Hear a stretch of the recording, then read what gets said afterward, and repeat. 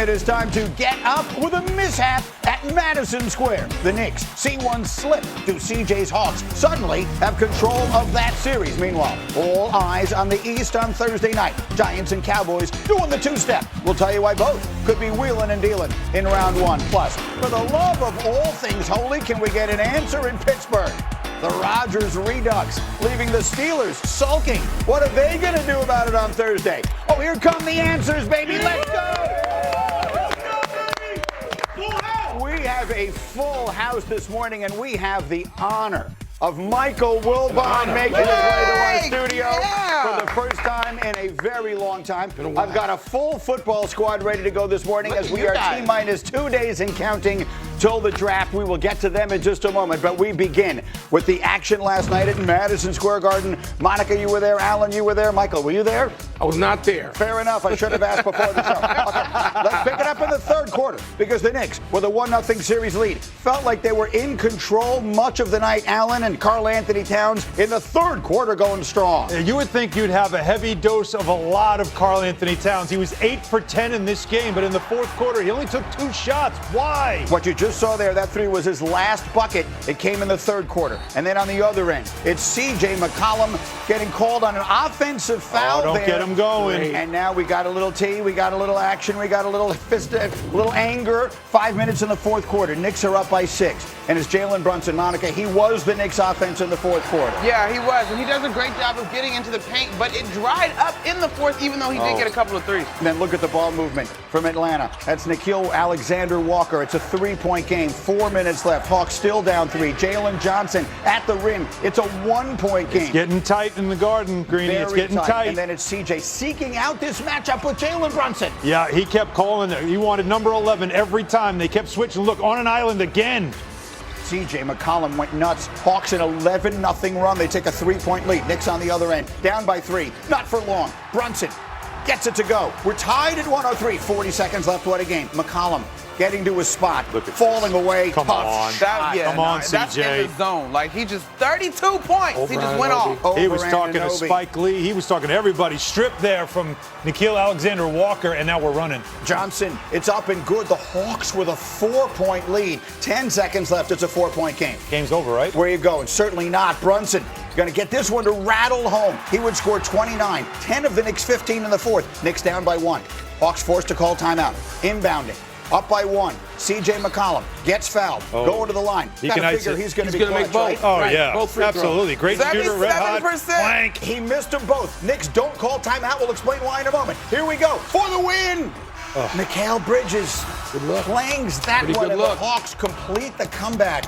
107-106. Atlanta evening up the playoff series at 1 game apiece. Just the second time in Knicks playoff history they lose a game when entering the fourth quarter. Up by double digits. They were 64-1 entering that spot. What was their other loss? Well, perhaps you've heard of it. Game 5, otherwise known as the Reggie Miller choke game. We don't need this morning. He scored 25 of his 39 in the fourth quarter, including 8 in 9 seconds at the end. Spoiler alert, they won that series. The Knicks did. Won that so series. If there's hope for Knicks fans, they won that series. Well, this was a brutal game. And let me clarify one thing before we dive into the conversation, because there was a great deal of misunderstanding at the end. The Knicks do not call a timeout after they get the rebound on McCollum. They did not have a timeout remaining. The score bug was incorrect. There was a problem, a miscommunication somewhere. It doesn't matter where. The point of the matter is the Knicks didn't have a timeout to call. They got a decent look. Mikal Bridges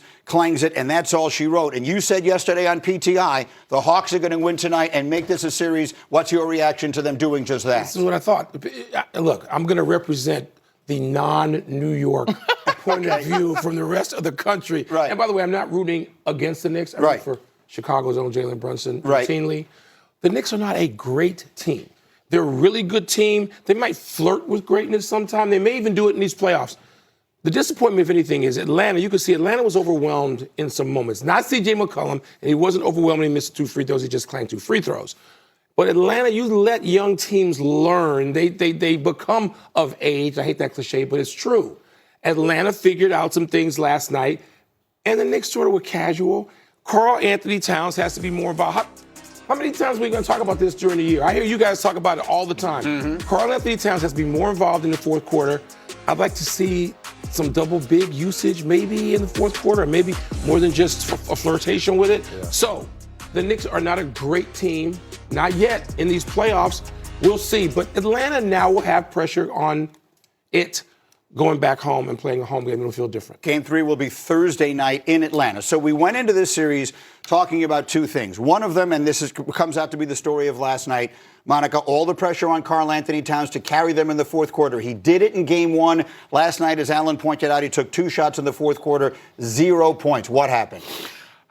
I think the Knicks lost themselves a bit in the fourth quarter. And give the Hawks a ton of credit. A stat that I was watching going into the fourth, Greeny, was points in the paint. It was 50-36 in favor of the Knicks, and they had been dominant on the glass until that point. You look up by the end of the game, it's 58-52 because the Hawks have taken over in that category. And so when it comes to the offensive side of the basketball, to me, it just felt like the Knicks settled for jump shots and missed too many bunnies in the paint in that fourth quarter. And ultimately, it was the Hawks that were given life off of those misses. Is this on a veteran team like the Knicks to realize we're out of whack now? This is not how we built this double-digit lead. And Mitchell Robinson not available. Okay, you asked me if I was in the Garden last night. Yeah. Well, I was. I was on the train underneath coming from Washington. So technically I was. But I get off and I watch the second half in a hotel. And I'm like, where is this team? I just watched this game on the train on the Acela. Where's this team in the second half?